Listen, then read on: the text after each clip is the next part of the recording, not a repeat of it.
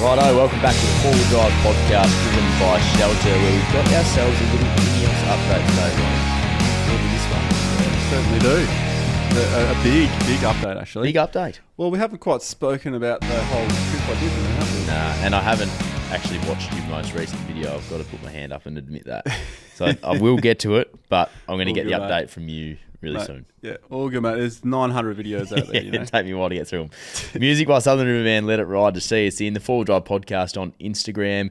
All episodes over on BackChat's YouTube. And again, thank you to our Patreons. We keep growing in numbers. Patreon.com/the Forward Drive podcast. If you want to get over there and check out some of our other, or I suppose extracurricular activities. The extra behind the scenes, the juicy information. Can I make a guess at how many we got now?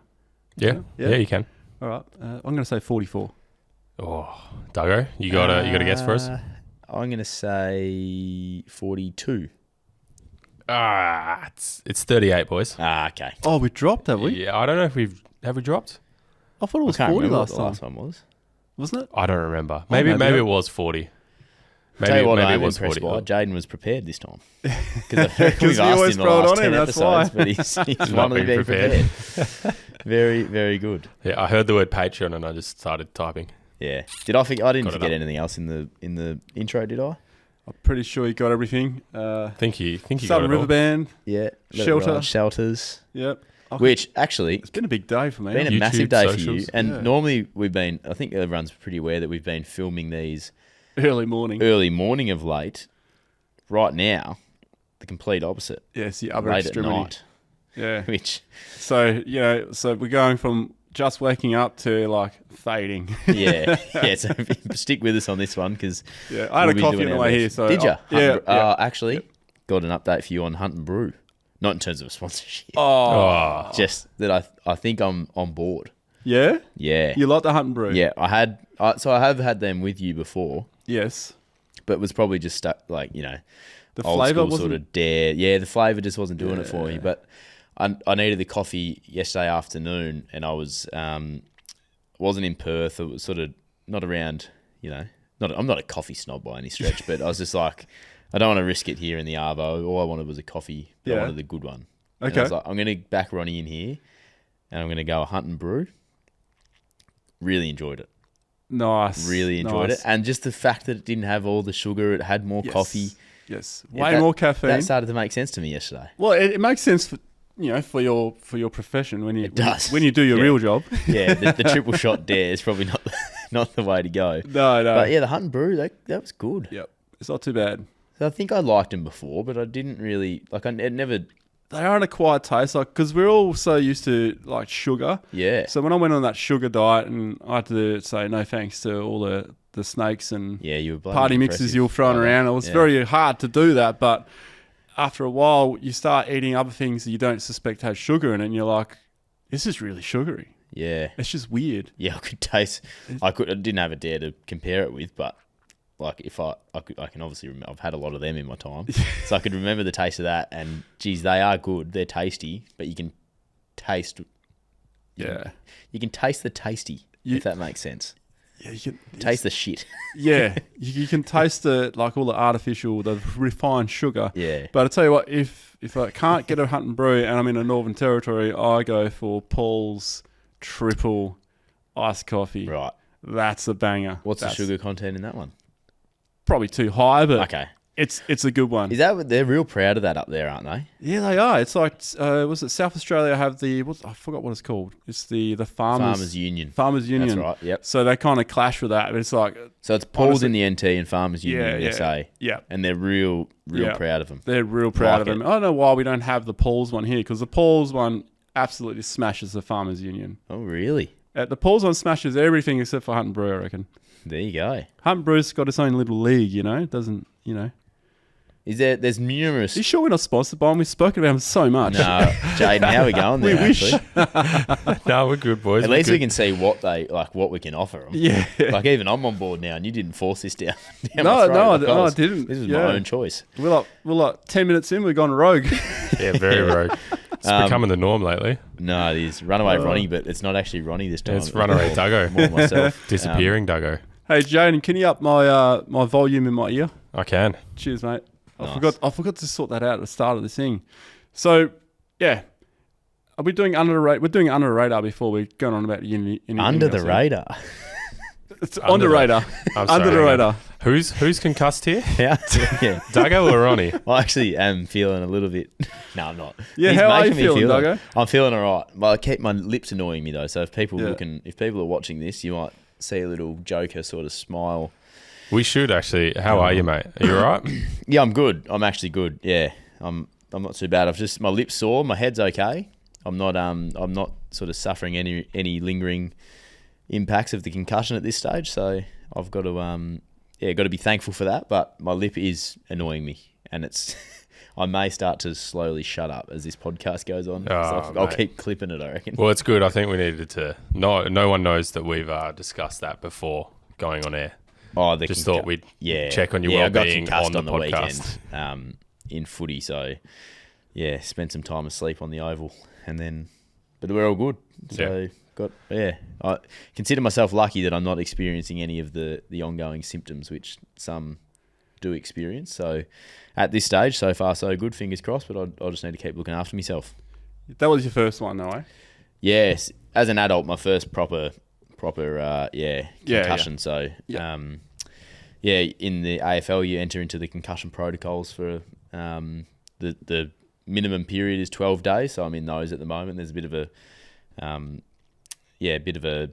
I suppose process to go through to make sure that you tick yourself off to say you're okay to play the next week. the following. So you would miss a game. You miss a week mandatory. Oh, really? Yep. Yeah, Yep. okay. So we have the bye this week, so effectively I don't have to miss a game. The 12-day period will go outside that, but feel really good. So hence I'm here, but I've only got one episode in us today.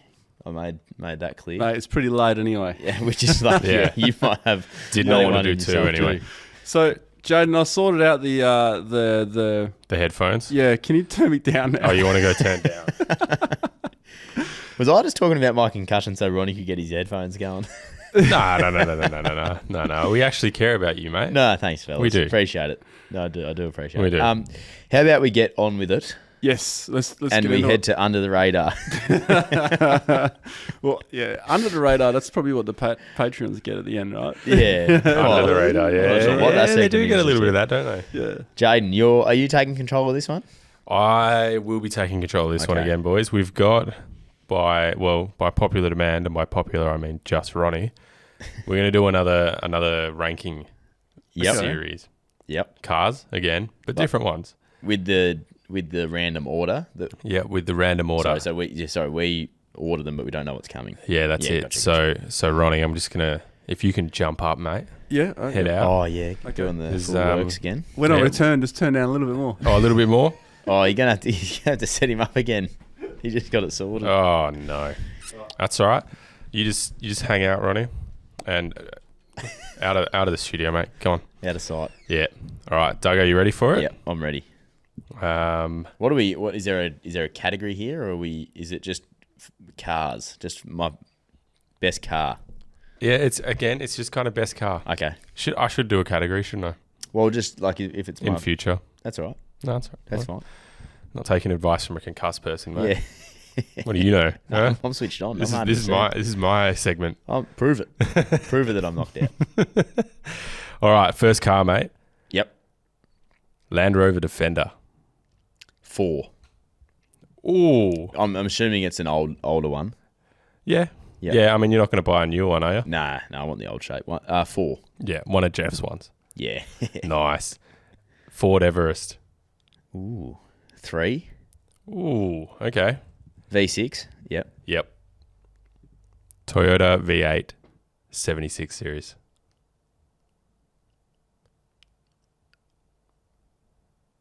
Oh, 2. 2. Yeah, just in case. Wow. You're going to be spewing if you put a better car above that, aren't you? Nah, you never know. Okay. Oh, see, now I want to put in a different car, but I've written them down before. Keep him steady. Okay. GQ Nissan Patrol. Shit. You got 1 or 5? I'm going to have to go 1. just in case. Oh, no. 1. You ready? Yeah. Ineos Grenadier. Oh, it's going to be 5. It has to be 5. It shouldn't be 5. How do you feel about that, mate? Not great. Not like my last list. Do you know your list? My last one? Or this one? No, this one. You remember this one? Yeah, no. Not the concussion, but there's a lot there. No, you've written it in now because I'm not checking because I can't see Ronnie's. Obviously, he hasn't gone yet. So, how do you feel? I'd probably, I'd want the V8 76 at 1. I'm probably going to take the Ineos at 2 at the moment. And then I'd put the Land Rover last, and I'd put the Ford Everest 4th. Did I say them all then? Yeah, you did. That would be mine. No, that's it. That's all right. I mean, it's a good order, but like it's I just had to. Yeah. The GQ doesn't deserve to be 5th. Like, for me, it doesn't deserve to be behind the Defender. So that's why I put it 1. Yeah. In hope that you would have said like and no disrespect, but say a Musso had popped up or something, or right, a tank. Yeah. So we're past the tank. I actually reckon you would put a tank pretty high. Nah, I wouldn't. Well, nah, I wouldn't take 1. But anyway, all right, it's all good. Not bad. I'll call out for Ronny. Ronny. I guessed he'd be eating a muesli bar, I bet you. Yeah, probably, and a Hunt and Brew. I guessed where you boys were going to put them. Oh, so you've got a. I've guessed where you boys are going to put them. Tough list today, Ronny. Yeah. Yeah. Tough list. Okay. Is it going to be the same order? Should I do the same order? I reckon that was tricky. Yeah, I think it has to be the same order. Yeah. Yeah. You happy with what you got? Nah. Nah. Nah, not overly.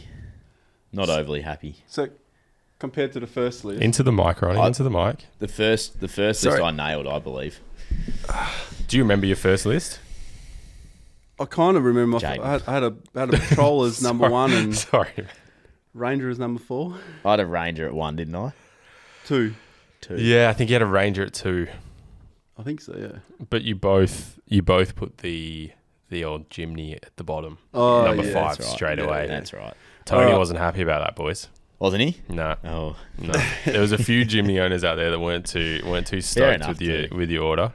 Jeez, I'm seeing a lot of them. I'm pretty sure he's getting rid of his Jimny, isn't he? Is he? I think so. Yeah, right. That doesn't sound right. No. Is that breaking news? I don't know. Have we just broken that? Just broken it. Well done. Maybe. Yeah, I don't know. I won't say any more then. I won't say any more. Maybe that's a private WhatsApp.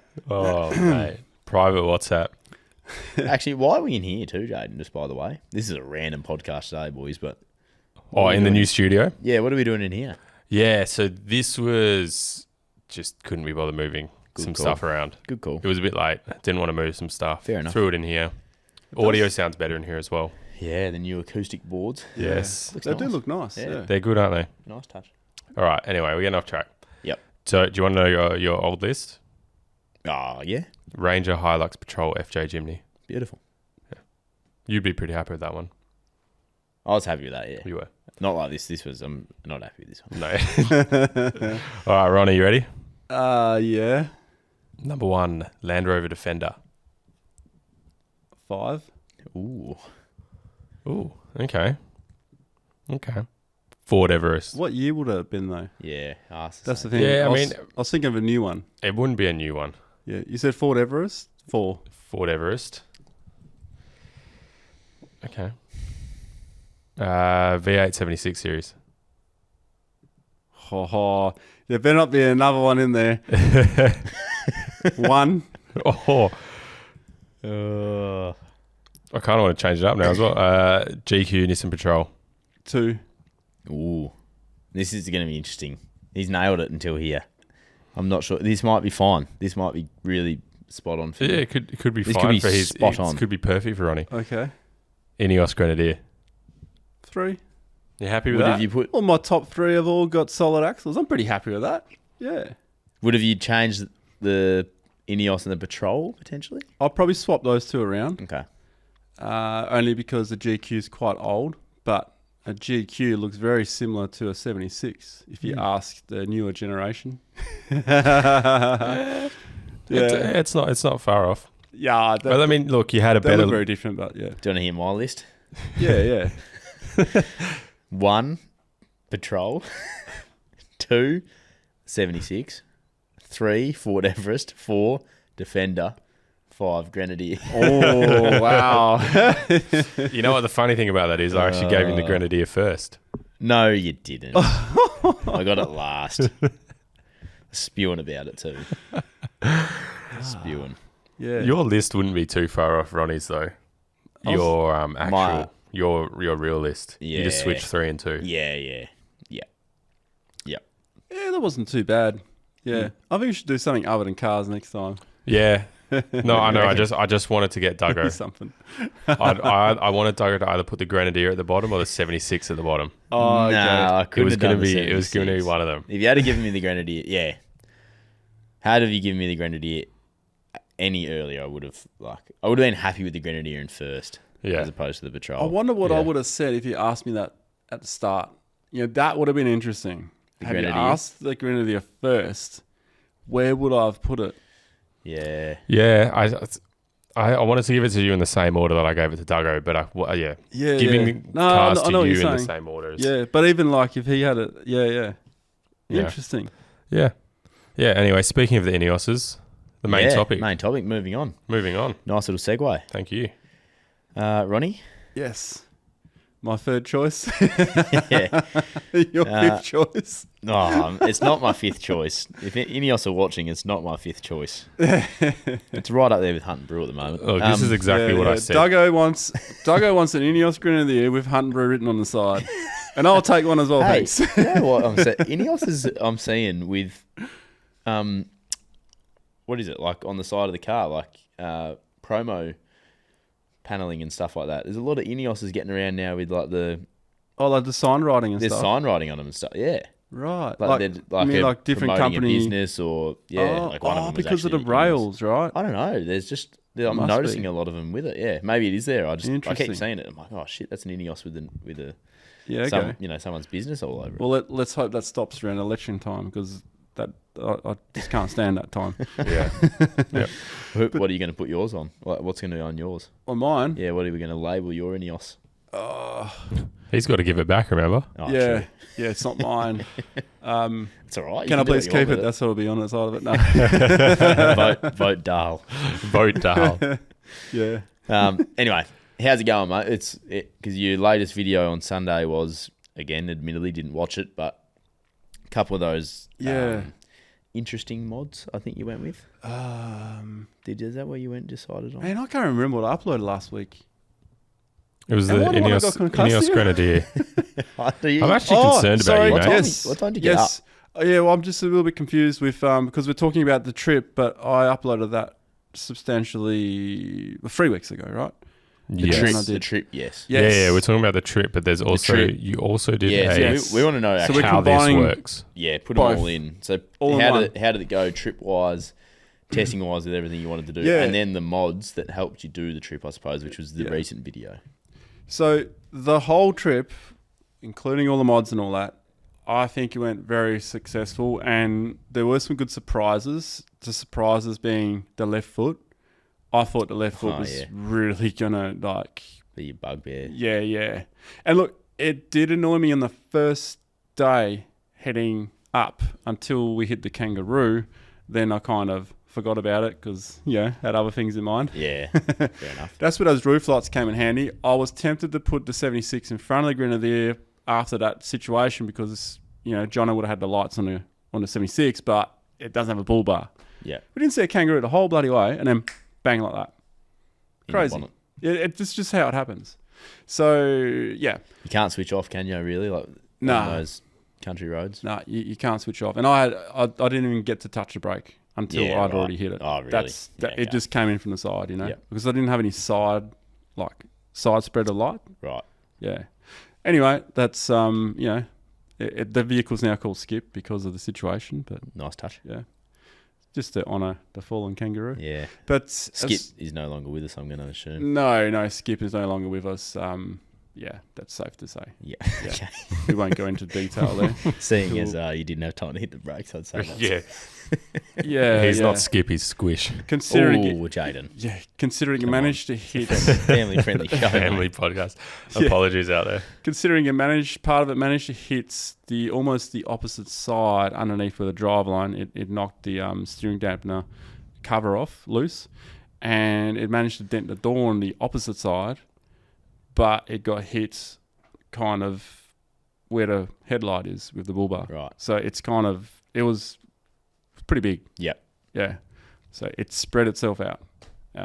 Anyway, that's definitely too much detail now. But Come on, moving Ronny. along, the left foot thing, yeah, it did bother me on the way up, but the next day it didn't bother me. I didn't even notice it. It was like I was driving and then I was like, oh yeah, the left foot thing, is it bothering me? So for people that don't know what the left foot thing is, I suppose the left, well, because it's an automatic, so there's obviously no clutch there, but the left, what would you call it? Where the left, Like the it's like the footrest. left foot rest Yeah. is substantially closer to you compared to Yes. the pedals. So it's sort of like... Yeah. Sorry. Ooh, The- keep going on, yeah. That's like... They're offset by, I'd say, 150 mil nearly from the Yeah. pedals to there, right? Yeah. However, It does feel close. yes, but there were a few people have messaged me who own a Grenadier. One guy said, well, if you put your foot where it is on the left side and then the other foot you accelerate and brake more with your toes, like not literally your toes, but like the upper part of your foot, Yep. rather than putting your whole foot on it, then it lines up. And it actually works. So Right. your knees line up, right? But you have to think about this. So that definitely worked. But it's easier to do that when you're not wearing boots. And when you're not wearing boots, you automatically do it because you got more sensitivity in your toes. Is the accelerator on the Grenadier... It's on the floor. It's on the floor, isn't it? So it's not like suspended by No. No. No. Yeah. And that's what I'm used to. Yeah. A suspended sort of accelerator. Yeah. The brake is suspended. But yeah, the accelerator is on the floor. So yeah, it doesn't take long to get used to it. But driving that car barefooted is much more comfortable. With boots on, yeah, you do notice it. But after a while, you kind of just you tuck your foot in like that Yeah, right. kind of thing. So you tuck it in under the other one, and then sometimes you stretch it over to the other bit again. So Yeah, okay. you just move around. Found a way. Yeah, you just adapt to the car. Yeah. It's kind of like it's like a thing that's been highlighted that's not really that much of a problem, but because there's not much more of anything else that's really hindering you in the car, it's just that's the focus. Yeah. Yeah. So I think it's one of those situations. It's a bit like the V8 versus the 2.8. The focus is all on the fact that it's a 4-cylinder, but the fact that it's actually better than the V8, it's people just it's interpretation. Yeah. Yeah. It's what stands out. The fuel situation that got fixed by putting a fuel pot on one side and a jerry can on the other side. Yep. And I wanted to stretch it as far as we could to see at what point would it not make it to the servo where the 76 would with 130 litres. Yep. Because at the same time in the background, I was doing like a comparison between the two. Considering that both cars went the exact same lines on everything that we did, because it had to, because we're navigating through dunes and stuff. We'll get to that. Both cars performed exceptionally well, and in different ways, it was a successful trip for the cars, for how they behaved and how they went. Yep. Nothing really was a bother, except for I was driving that morning when we filled up and was driving towards Denham. So we've already done the false entrance to Steep Point, and we'll get back to that because that was the main where the car went, where I wanted to put it through to test it. So we're heading back to town, and I only had like 50 Ks to go. So we got it up to speed pretty quick. We got into town. I went to go for a shower at a caravan park to pay for a shower. So I parked the car up. The fan was still going. It was roaring like big time. Yeah. The big fan, the small fans, everything was just going. So figured out it was closed. So I was like, okay, well, I'm going to drive to the next one. So by the time I get there, surely the fans will stop. No, same thing. But I'll turn the car on and off a couple of times as well. Just what is going on? And then end up ringing them, and I was starting to like, man, this could be it, because it's not turning off, and I could see how much it was drawing on the battery. It was just like at the rate it was going to drain that battery pretty quick. By the time I'd found all the stuff to go have a shower, because I was like, I'm just going to have a shower and then just cool down and then come back, see what happens. Then, yeah. By the time I got my stuff and was about to go, the big fan stopped. And I was like, oh, hang on, what's going on here? And now I felt like a bit of an idiot because I rang up and said, hey, this, and this, and the other. And then the other fan stopped after that. And then I went and had a shower, got my phone call back from Ineos. There's 2 numbers I can call in case there's something. And then also to give them feedback on the car. And yeah, apparently that was just a normal operation of the thermo fans because they're electric. So they just stay on. But when it senses that the battery has gone to a point where it's like, well, we better stop now because we still need to have a decent charge in the battery, then it cuts out. It's just the way the system is. Yeah, okay. But what he mentioned was it's likely been doing a DPF burn off during that drive and it wants to finish it. Or it's heated up to a point where it needs to cool down a bit more than normal. Right. So it'll do that until the battery, say, we're at the level now that we've got still got enough charge to actually get going again. Yeah. And it'll cut it out. Yeah. I think it means like a middle ground. There must be some parameters where it's like, okay, it's cool enough to not put the battery down more, but the battery must have a certain level where it's like, nah, that's it. We're stopping. Because otherwise... Is that sort of special to the Ineos?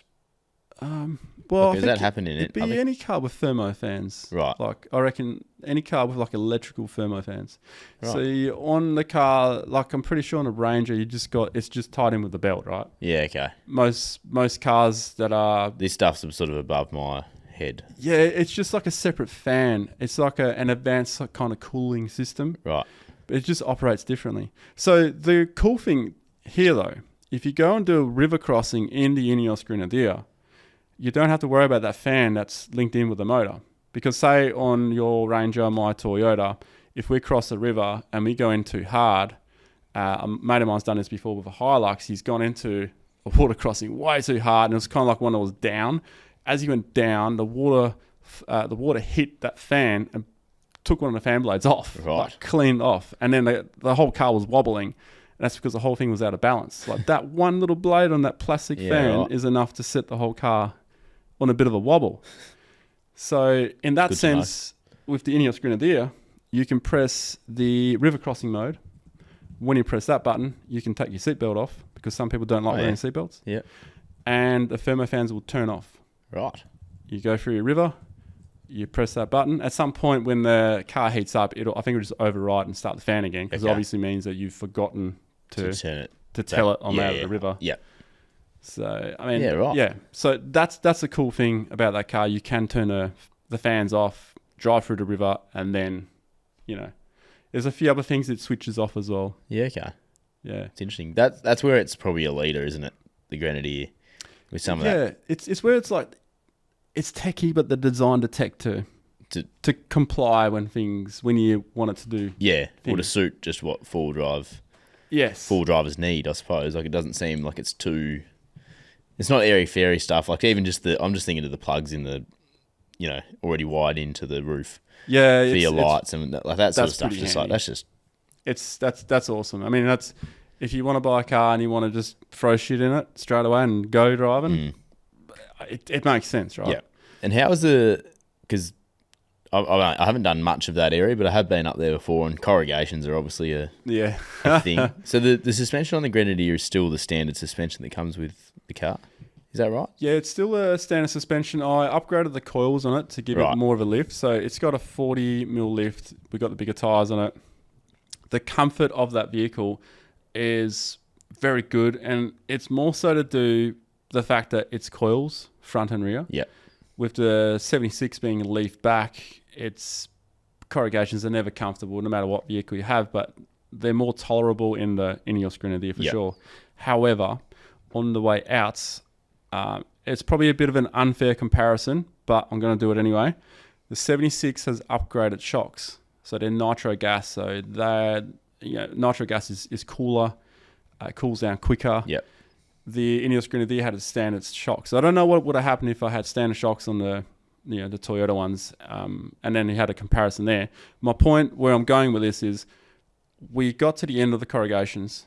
Immediately, me and Jono jumped out of each car, went to each other's car, grabbed the shock, and then swapped back and then grabbed the shock again. And on the Grenadier, the fronts were hotter than the rear. You could hold the rear. The fronts you couldn't hold for too long. Yep. It probably would have been like 50, 60 degrees, you know.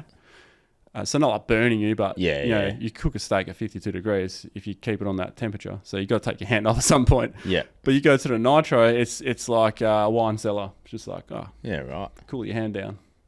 Yeah, okay. Interesting. Yeah. So there's a bit of a difference there, but you could upgrade the shocks in the Grenadier, you know. Yeah. And most vehicles from stock, they wouldn't have a remote reservoir which will help cooling it down, or nitro shocks. So that's why I'm saying it's probably an unfair comparison, but I'm still going to do it. I'm trying to think of what else you had hanging off the side of it. Was there? You had the pods on one side. Pantry. Oh, the pantry. Yeah, right. Pantry. How did you go actually, storage wise in it? Pretty good. It was kept so damn clean. I think I'd thought about how to lay out the Grenadier a bit more than the 76. So with the Grenadier, I don't know. I think just because it looks so neat in the back of it, it looks, I don't know. It just looks like you want to keep it neat.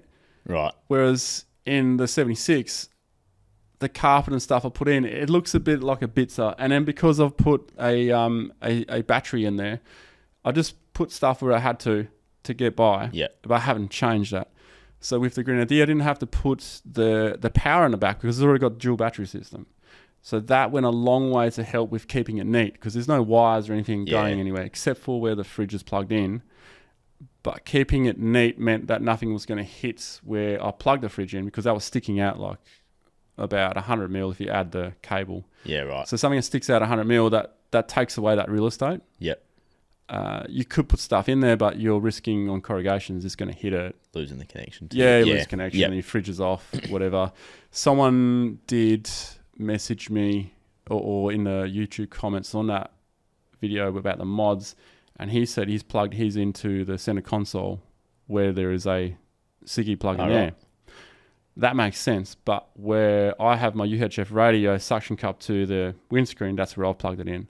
But because it's not my car, I'm using that one. Because otherwise I would have installed a proper one in there and taken power from the roof maybe. Is the center console hooked up to the main, like the crank battery or the auxiliary battery? Well, both batteries are hooked up so it doesn't with each other. It doesn't matter. It doesn't matter, but if you leave, like, I reckon with the Grenadier, you couldn't base camp for more than 2 days without having to worry about going for a drive or topping your battery with some solar blankets or something. Yeah. That's the only thing. So usually with the Grenadier, from when I was talking to them at the beginning, they were showing me all the car and all that. They were saying that, because I questioned them about it, I was like, they're in parallel. So most places in the world, they don't really care about that, because it's probably cooler than here and they're not going for weeks at a time, going camping. Yep. So they'll probably slap a fridge in when they just need it. And a fridge is probably something they don't really need. Yep. Nonetheless, in Australia, a lot of people who bought the vehicle, they've actually changed that setup. So they've isolated the batteries or they've added a third battery to run the house stuff, and they've kept all that for the car. Right. So that's where Australian conditions, the way we do things here is definitely different than how people do stuff overseas. Like, I think extended range, like long range tanks, I think that's why the Grenadier has a 90 litre tank, because everywhere else in the world, apart from maybe Australia, Africa, and maybe some long roads in Mongolia or back end of Russia, is probably the only place you really need extended tanks, right? The rest of the world there's a servo just around the corner, right? Yeah. Is that, so back on that battery, is that, if you were going to, say the Grenadier was yours and you were going to have it long term next 5 to 10 years, would you look at putting in a third battery to just purely to have as like if you wanted to base camp for longer than 3 or 4 days and be comfortable without having a 100%. Yeah. Okay. So I wouldn't change the configuration of those two batteries. I would leave that system how it works, because it works fine as it is. Yep. But and I want lithium. If those batteries were lithium, I would then split them. Yeah, okay. So maybe that could just both be changed to lithium batteries, you know. But Yeah. it needs to be a lithium battery that can crank start the car. That's the thing. Yeah.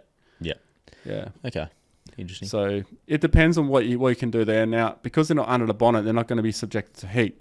So you could just change both of those to lithium, and then you would want to change the profile. But even if you change them both to lithium, you got so much more power now. You could probably sit for 4 days. You wouldn't have to tamper with the system. You just upgrade the batteries. Yep.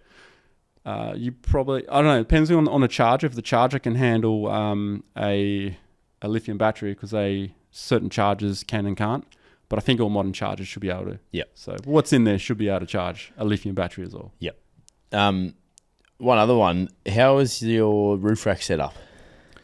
The roof rack setup is like 3/4, so it's not a full all the way. And Yep. I'm trying to think back to how you did have it, because I did see this. Yeah, But you know the windows? The turret windows? Yeah. So because of that, I wanted to keep the roof rack gotcha. back. Yep.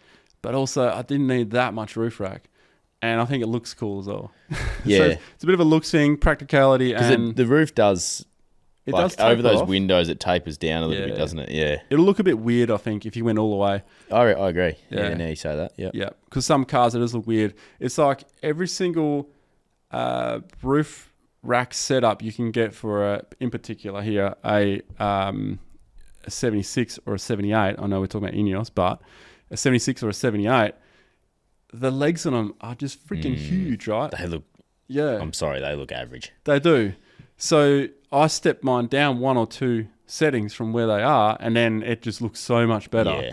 And you lower the center of gravity a little bit more, you know? Yeah. It's not going to help that much, but yeah. No, well... But you don't want a big ugly thing hanging We're on a little top. bit about looks here at the Forward Drive Definitely. podcast. Yeah. Definitely. And I'm sorry, send your reasons in for why you might use the taller roof racks, but Yeah. for mine, just it said no go. Yeah.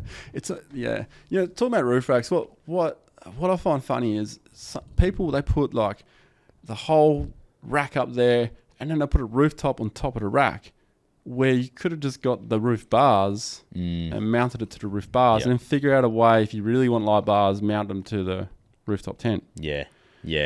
You're going to save like 30 kilos in most cases. I was scrolling through the rooftop tents the other day for some reason. A lot of them do have, whether they are suited to attachments and all that sort of thing. And you see it everywhere now. Yeah. Like it's just the rooftop tents on there, on the bars or whatever it is. And then so many attachments off the side, like the rails in the rooftop tent. It's pretty cool. In particular, the quick pitch one. Yeah, right. Like I was looking at Sean's car today. His Hilux, he's got a quick pitch rooftop on it.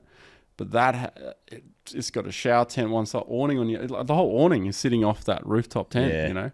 So, and he's on roof bars, so he doesn't need a roof rack. I saw a really cool rooftop tent. I don't know. It was on a bloke's channel, and I'd never seen this guy before, and he seemed like he was quite successful with his viewership. This is just on YouTube, and I can't for the life of me remember the name of the rooftop tent, but it was a cool rooftop tent. I'll find it for next step. But like an Australian guy, or he was an Australian guy. I don't know if it was an Australian rooftop tent though or not. Okay. You couldn't get him in WA because I remember scrolling the website to see where you could. And there was 3 shops over east that you could get him. Couldn't get him here. Anyway. Was it Auto Home or something? Nah. Okay. Nah. I'd be sitting here all day trying to figure it out. Nah, it wasn't Motop either. Okay. It was heavy, I know that. It was a heavy rooftop tent, so you'd have to be well equipped. Yeah, that's the other thing. Like if you like swags, if you equally like swag and rooftop, just go a swag. Weight, money, cost of living. Yeah. Don't be I suppose seduced by what you don't have. Yes. Is the other thing. Yes. So if you are fairly happy with what you've got. It happens all the time though. Yeah, it does. Because I'm like, had a rooftop tent, wanted a swag, have a swag, kind of want a rooftop tent again. Just go easy and help yourself out, people. Yeah. Yeah. Have a Ranger, want a Land Rover. Want a Defender. Whoa. Want a Cruiser. He's actually much happier with the list than he let on. Yeah, maybe I am. Although I did put Defender 4 still. Yeah. I think Better than fifth. you've planted some seeds there, Jaden. Oh, nah, not the defender. Yeah. I love... Jeff's got enough defenders for us all, so... Yeah, we'll just go there and borrow one. Yeah, he wouldn't even know. He actually did offer that to us. Actually, someone on our Patreon, Ethan, he commented, he said we should have a new segment about Liam's car of the week. I can definitely relate. Having a different car every week. He can relate? Yeah. Oh, good. I'm not the only one out there that changes weekly. That's good. It's probably cheaper than buying one every week. Just thinking about it. Yeah. Fantasising Ronnie's over bought a the new cars. car and Liam's just thinking about it. Yeah, must be nice. Must be very nice. Anything else on the Grenadier, Jaden, that we noticed? Well... yeah, you did. You covered up your sun visor roof things. What do you call them? Covered them up, mate. You like them too much to put a roof rack over them, but you hate them enough to put solar screens over them. Look, I just found, like, because they're there, right? So it's hot in there when we sat in there. Yeah, it is quite hot. Yeah. So, look, I don't really... that would have made a slight difference on the heat. I mean, I have to during the middle of the day, right? The thing is, when you're in the car middle of the day, you are driving, aircon's on, windows are down or something. So it's not too bad. But if you were in the city and you were to leave your car for a while, you're at the coffee shop, you're having lunch or whatever, you're catching up with someone, then you hop back in the car, that's what'll make a difference. Not really when you're on a trip, because when you're on a trip, or in particular, how I go on a trip, I am up early in the morning, jump in the car, get to camp sort of, well, Late. I'm going to say dark. afternoon, but that's bullshit. So at night, So. It is afternoon, but it's just a long way afternoon. Yeah, it's a long way afternoon. Yeah, it's a stretched afternoon, right? Yeah. And now we're into winter. I mean, it's just going to happen. Yeah, shorter days.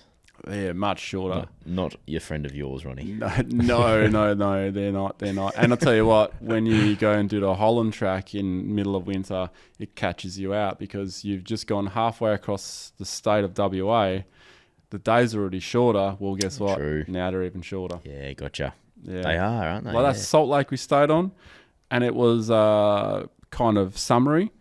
That sun came up a lot earlier. It was, yeah. That was real early. Yeah. I But on the other side of the border, it was very different. Yeah, well, because then you get the opposite effect. Yeah. But if you're on this side of the border and you're closer to there, before that 45-minute time zone. Yeah, the 45er. Gets you. Like Twilight Cove, that sun rises so damn early, man. Is that in the 45 time zone? It's just outside. So you're right on that buffer zone, right? Right. So, well, actually, half your camp will be 45 minutes ahead or behind. Really? Yeah, it usually happens. It's weird. Even if people's phones and watches or whatever clicking over. Yep. Okay. Yep. Because they go by GPS. Yeah. And it kind of, because you're right in a buffer zone, it's like someone so I have to be careful when I say in the morning, when I used to run tag-alongs, it's like, all right, so we're going to the Ayers Bird Observatory at this time, but your clock might say this. So everyone has to check their clock now. Yeah, right, to see before where you you go are. to bed, but it can still change overnight. Yeah, right. So everyone's always like, oh, what time is it? What time is it? You know, it could have changed your mind. You just don't know. Yeah. It'd be a bit of a pain in the ass, to be honest. Yeah, you just go with it, you know. Once you're out there, time doesn't matter. Yeah, true. You know. Put the watch away. Yeah, that's it. But yeah, I mean, how the car went, I basically chose to take it to False Entrance and then to Steep Point, number one, because it's the westernmost point of Australia.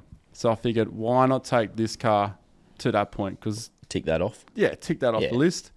And I think that's a pretty significant point as well. A lot of people want to tick that one off. Yep. It's not an easy area to go to. You can't you can go there for a day drive, but it's a very uncomfortable day drive along that gravel road because it's just corrugated like hell. It is a shit road. I don't recommend going out there just to visit. Yep. You want to be there for a little while. Spend some time there. Otherwise, you are putting your car through hell and yourself just to go there and go. It's beautiful once you're out there, though, isn't it? It's beautiful once you're out there, but it's pretty barren, though. Yeah, okay. It is pretty barren. Yep. It's just rock and stuff. Yep. Steep Point is right near what's called the Ovens. It's called the Ovens because it's this like rocky trench where people go fishing, and the heat of the day just gets trapped in that little cove, and the wind, it kind of blocks the wind depending on which way the wind's coming, and the rock retains the heat. Right. So it's just this like, it's a place where you just take your shirt off and keep fishing. Yeah, okay. You know, It doesn't matter if you touch fish; you're already stinking because you're Did you do sweating. any fishing? Wet a line, but that was the day after. If you want to fish there, you got to like be proper rigged up. You know, there was people there with helium balloons. You know, balloon fishing. Right. Yeah. Like to get out there proper. You know. Yeah. Yeah. So it's a different style of fishing. I'm not much of a fisherman. I suck at fishing. Yeah, makes two of us. I'll bring someone who knows what he's doing, and then I'll take photos because at least I'll capture something. You're good at that. I don't mind that, actually. I'm just on board there. Like that one. That was good. Like that one. But what I can recommend is the drive from False Entrance to Steep Point is an epic drive if you go along the coast. But is that where you through the dunes and you got the drone out and stuff? That was cool. It changes all the time. Like sometimes you could possibly, because I saw a potential line after we found the track that could work maybe, but it might involve a lot of work, if that makes sense. Like with maybe possibly winching if you got winch or max track something to get up there and then go down.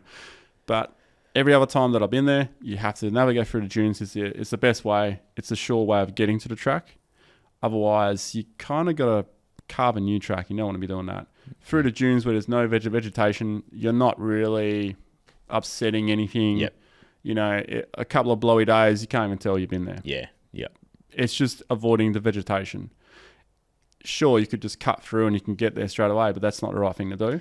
And if you did that, then the place gets shut down. You don't want that. So, so use your brain, go through, find the track. And that's part of the fun. It's like solving a puzzle. Yeah. And then once you're down, cool. The footage is cool too. Yeah, it's a wicked place. It's kind of barren, but it's not.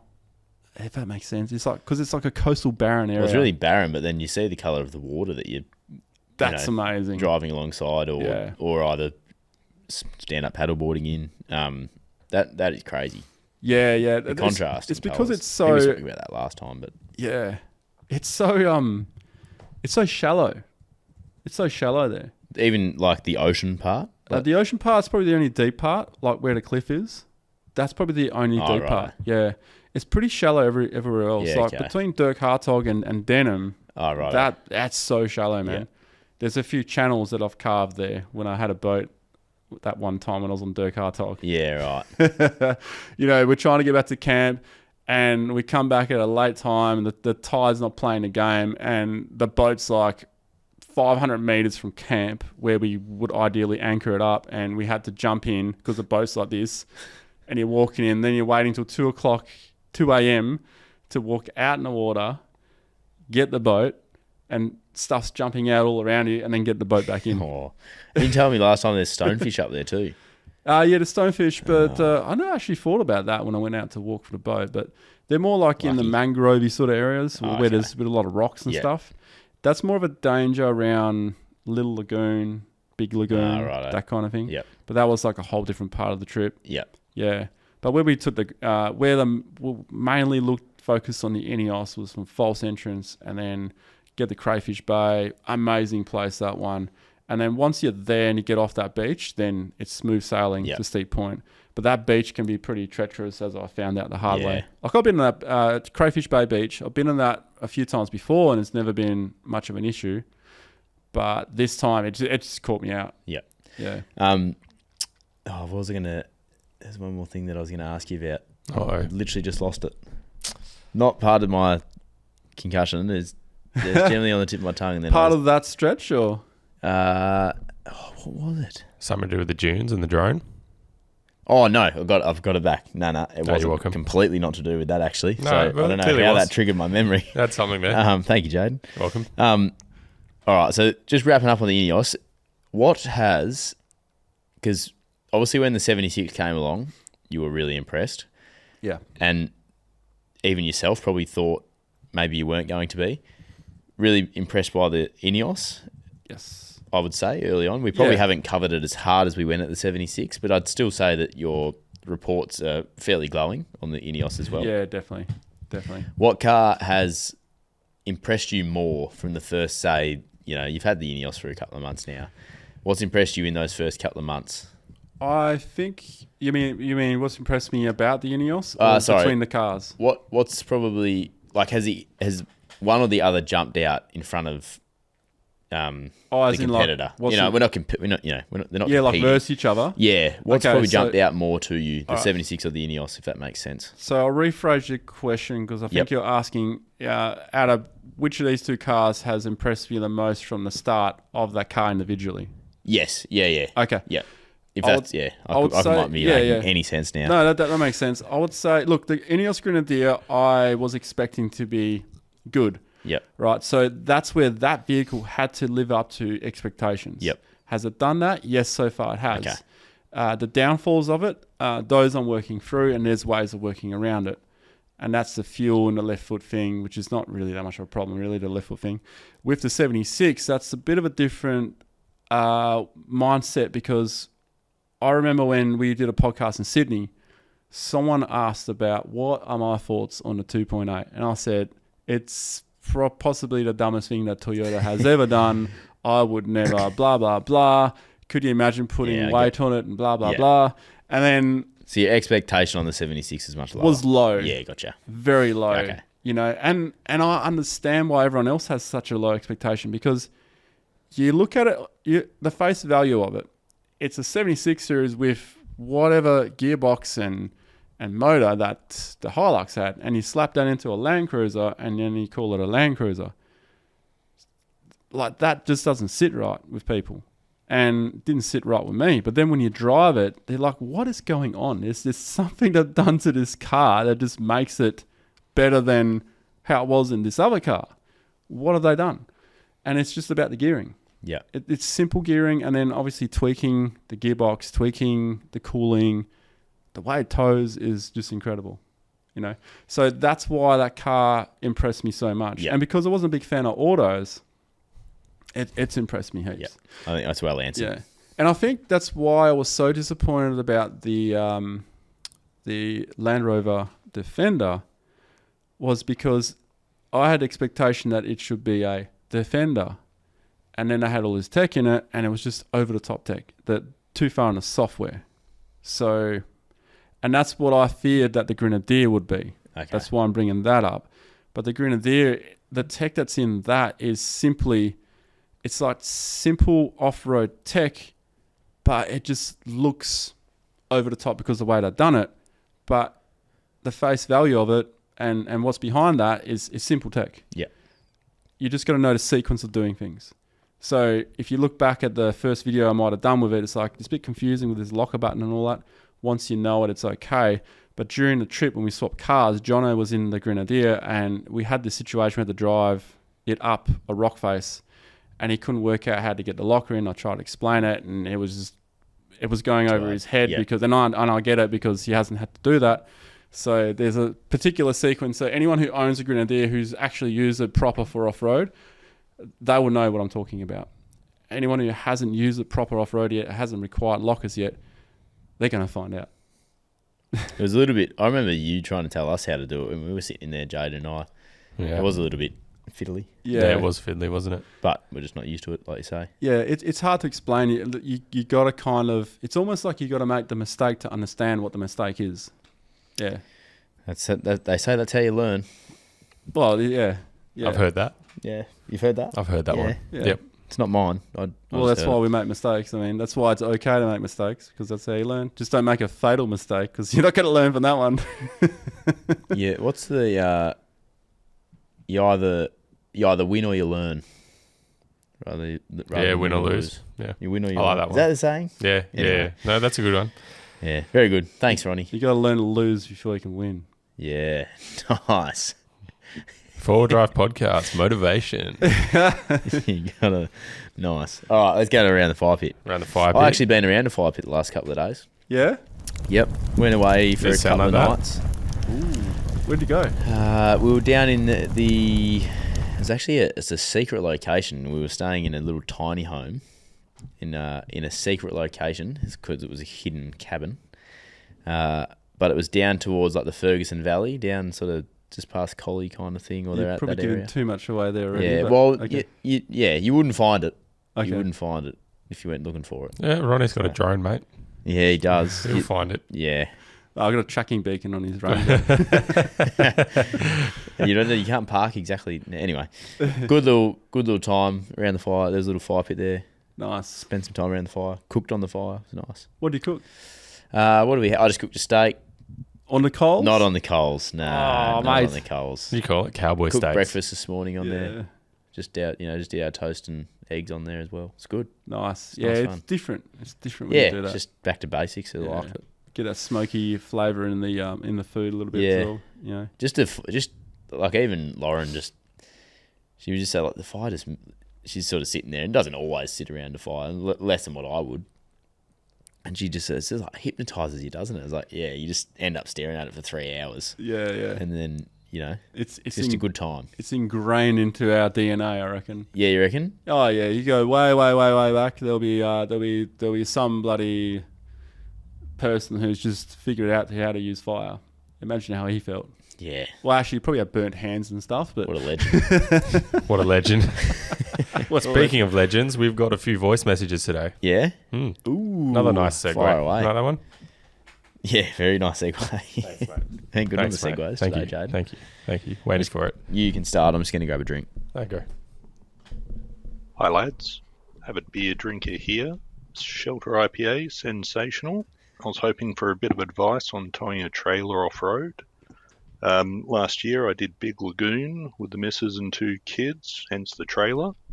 This year I'm contemplating Shelter Bay. I've got an MUX, I've upgraded the suspension on it, got a larger fuel tank, fitted a trans cooler. I'm pulling an Opus OP4, which I've also upgraded the suspension on. Any tips, tricks and advice, whether I should go to Shelter Bay or maybe do something a little easier at False Entrance, let me know. Thanks. Okay, so great detail. That was great detail on what you've done to the vehicle. And on the Shelter IPAs. Yes. Yeah, Yep. that too. Also, good detail. Also elite. So False Entrance and Shelter Bay. First, we've got to paint the situation here. To get to Shelter Bay, you got to climb these dunes that are completely chewed up. And that's because so many people tow boats there or tow camper trailers. It's really chewed up. The Opus 4 trailer. Can you look that one up, Jaden, see how big it is? The Opus. Yeah. I think that's going to come down to how big that trailer is, because it is tough towing up that. I remember when we towed a boat, Torbus was towing a boat up, I was towing a Patriot X2 camper trailer up. The X2 is quite light, it's quite short. The OP4 is 5,600 mil for 5.6 meters. And What's the weight of it though? 1.5 ton. Oh, it's not too bad. Yeah. Just be prepared. Go really freaking low on your tire pressures. I'm sure you know all about tire pressures, given the amount of detail that I'm just gauging from what you were saying. I reckon if you went like ultra low, whatever your ultra low is, and then just take it nice and easy, get up there. If you're traveling with anyone else, it might be handy to do a bit of a daisy chain up. But I reckon you'll be able to make it to Shelter Bay, yeah. I reckon you would. If not, you could always go. False Entrance is a really beautiful, rugged, barren place. It's different. Shelter Bay is awesome because it's nice and sheltered. But there's another way you can get in there as well. So you don't have to go that rugged section. You can actually take another way in. So I'd say, yeah, go for it. Another place I'd also recommend would be like Bottle Bay or something as well. That is also a beautiful spot. Oh, another little further up. That's little on the gem in peninsula though. That's further up from Big Lagoon. But yeah, I reckon you'll be fine. You'll be fine. All good. Happy days. Yeah, have fun. Ooh. Yeah. Love you, Duggo. Love you, Jaden. And fucking love you, Ronny Dale, you sweet ass man. I was expecting something completely different then. That's not the button I meant to press. Who was that? Don't know. You actually don't know? Or was that He sent it in anonymously. really? Yeah. That's awesome. Sounded like you had a few shelters there. You actually not mean to hit that? No, that was the wrong button. Oh, that is What else funny. you got? It's fine. I was going to play it anyway, but Yeah, I didn't mean to hit it then. He surprised himself. That's a leak. Oh, man. Okay, Hello, then. Ronny. This is Digvijay from India. Huge fan. I just wanted to ask a couple of questions. First of all, how do you feel about the new Prado getting the same engine as the Hilux and the Fortuner? I mean, it is a vehicle one class above, so shouldn't it be getting a better engine? And secondly, what are your thoughts on DPF? I mean, I've never seen a technology that fails so often and still so widely used. No one knows when a DPF will stop working. No one knows how to fix it. And even when they do fix it, it's just a burnout and a cleanup. But they can't guarantee that it will not happen again. The solution is always like, here, it's clean, now let's see what will happen. And in India, when you're going into the mountains and in remote areas, the height can get easily above 10,000 feet.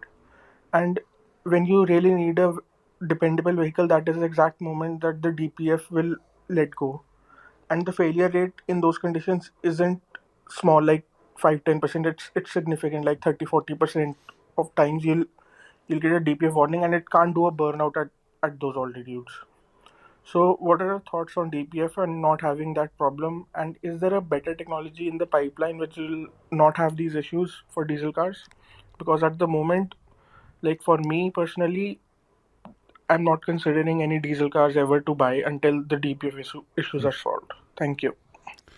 Yeah, that's interesting. So at higher altitudes, it fails more, like 30 to 40% of the time. It's a lot. That's a huge failure. Yeah. Bracket. And it wasn't just one car either, was it? It was.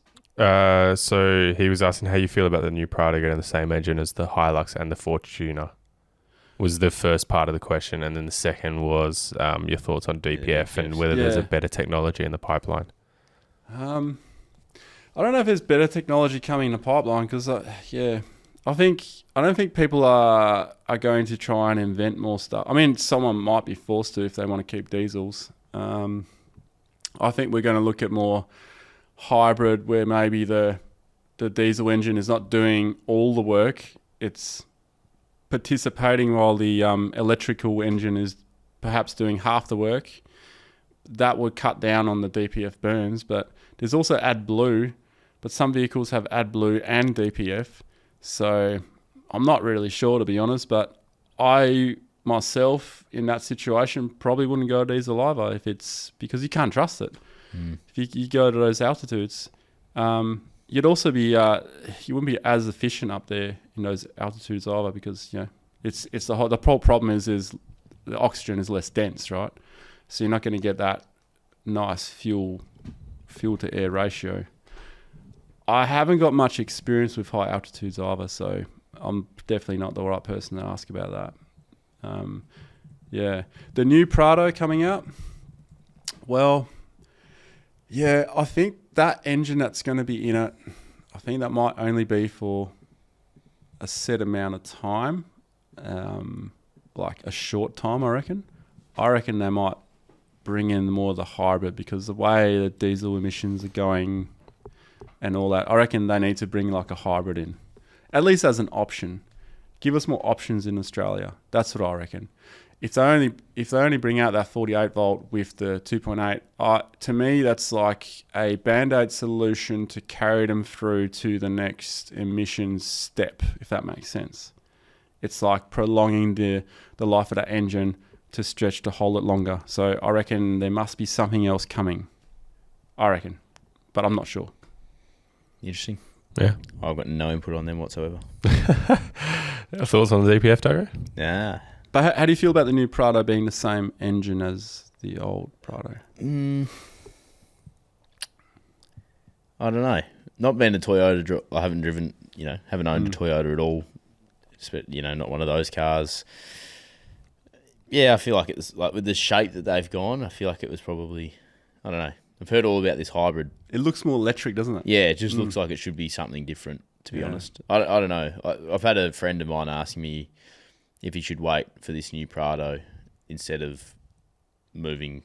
He'll be waiting a while because that waiting list is growing. Yeah, because that's what I sort of said. Well, they're meant to be coming, and then there's not one on the road yet. Actually, someone said they still spotted one in Sydney. Yeah, still sort of testing and stuff. Yeah. So. But I don't know. I just feel like it was I just thought that was coming with something different. Yeah. Yeah, I mean, that's what you kind of expect. But then they do hold on to their engines for a long time. Yeah. If you look I at mean, this Hilux and Fortuner engine's good, isn't it? Yeah, it's proven, it's good. It's just probably not what we expected to go in there. You just expect something bigger for a Prado, right? Like it's meant to be the better car. I think people just expect it to be tuned more or something. Yeah. Something done a bit different to it. And yes, the 48-volt system does give it a little kick, but you don't really feel it unless you're taking off. It doesn't like give you extra boost while you're driving, but it does open options for the 48-volt world because that will be open at some point. Because I think I mentioned this in a previous podcast that there was someone who works for a particular company and they were asking me questions about this and that. So I know that they're looking at it, which is really interesting. But look, that engine has proven itself for 3, 4, maybe 5 years. And if you look at the previous Prados when they were going through facelifts, they went through like an engine change halfway through. Remember when it used to be the 3-litre? Yeah, and that 3-litre early on, they had the death rattle in the, particularly known in the Hiluxes. Then that sort of went into the Prado, and the Prado had the 3-litre. Then all of a sudden it changed to 2.8, and at some point that's going to do that again. But I reckon it'd be awesome if they gave us options. Swap was that with the new shape? Or was it was with the facelift. Okay. Yeah. So if you go at 2011 Prado, it's got kind of the new. It looks very similar to the 2012 facelift. Yeah. Okay. But that's where 2016. Sorry, that's where I think it's around that time they changed the engine. Right. Yeah. Righto. Yeah. Someone can correct. Hey, young fellas, looking for some advice on a new vehicle purchase. Probably looking around the 20k mark, I would say. And yeah, looking for probably hitting the beaches up around where I am, around Bunbury, and probably like the southwest near like Fish Creek, Broke Inlet, stuff like that. It's traditionally where I go. So yeah, hopefully you can help me out. Cheers, fellas. Ooh. New car for 20 grand or second-hand car for 20 grand? Oh, geez, I don't know if you're finding a new car for 20 grand. I think he just wants like a new car. Yeah. That's something around 20k mark. There's a bit of you in this, Duggo. There's a little bit of me in this. A little bit of car sales. I've got to be honest. I haven't you. had my 20k though, Duggo. I don't really have my. This might sound a little bit, but I don't normally set my price at 20k. No, he's too good for 20k. No, I'm not. Happy to play around and have a look at this. I have set my price to 5k. Have you? Just adding to the fleet. Must be nice, mate. Well, this is a number of years ago. I went through 3 different XJ Jeeps. They're solid, man. Maybe an XJ Jeep for Ethan. If it's a 4-litre, keep talking amongst yourselves. The 4-litre petrol, not the V8. The V8's got heaps of problems, but the 4-litre petrol, it's a solid unit, eh? You cannot kill them. Well, you can, but it takes a lot. Keep talking amongst yourselves. Yeah, right. What about 20k? What about like an older Hilux? Yeah, you're speaking my language now, Jaden. Yeah, older Hilux. All the Hilux, or what about a good condition Navara GQ? Oh yeah, GQ. Yeah, you have to do some work to it. That's where I was GQ's going as well with my other thought process. Yeah, but like if you have to do work to it, how much is that going to cost you? Depends on the work though. Like, is it just a bit of TLC or is it cutting rust? Yeah, it depends on that. Otherwise, you can look at the old Sierras if you're lucky enough to get one. Vitara. All right, I've got something for you. Go. Now I don't know how hard. Who are we talking to? This is here? Ethan. Sorry? Ethan. Pardon me. Not sure how hard Ethan wants to go with. If we're just talking sort of sand stuff, beaches around Bunbury, whatnot, might be binning up, mile up area, or he might be Broke Inlet, which I haven't done a lot of, but I'm assuming you've been down that way, Ronny. Yeah, out of all the times I went, one time I got lucky to get there. Okay. What do you mean? It's always been on fire, or the Right. the track is flooded every year. Okay. So yeah, it was Gotcha. just poor timing. Yep.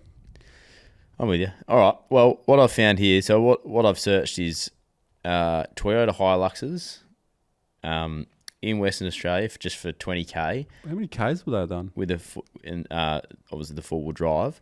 This thing has done 233,000 Ks, which is pretty good. It's got a tray. It looks like it's in decent condition. It's silver. It's got like the TRD off-road sort of spec down the side, which you can maybe take or leave that one. Fancy pants. Set up with a snorkel, bull bar. The tray looks in really good condition. Looks like a nice car. It looks been well kept. It's in WA. 20k. That I would consider buying that myself.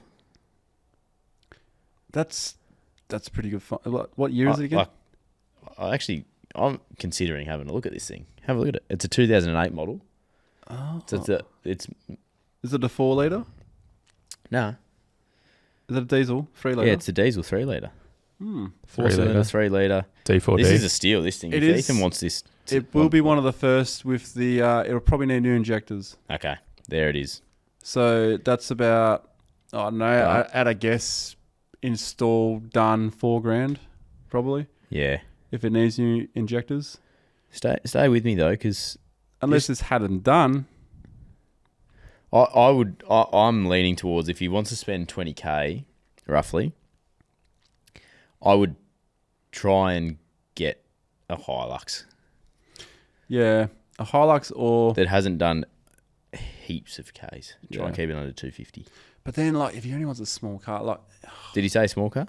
No, I didn't say small car. no. But if he does, there's some other good options out there. Oh, there's heaps. I was thinking of Patrol. I just reckon it's hard to beat a Hilux if it's more just like, bit you of just- four-wheel drive, and If you're just going to the beach for fun and stuff, like those little cars, they're good. they fun. are fun, yeah. Yeah. I see what you're saying there. You Yeah. see them down there all the time too. Yeah, you do actually, because Old they're little so Sierras light. and They just banging around. drop the pressure and they can go anywhere, and they just Yeah. literally walking past everyone else is just stuck trying to get off the beach.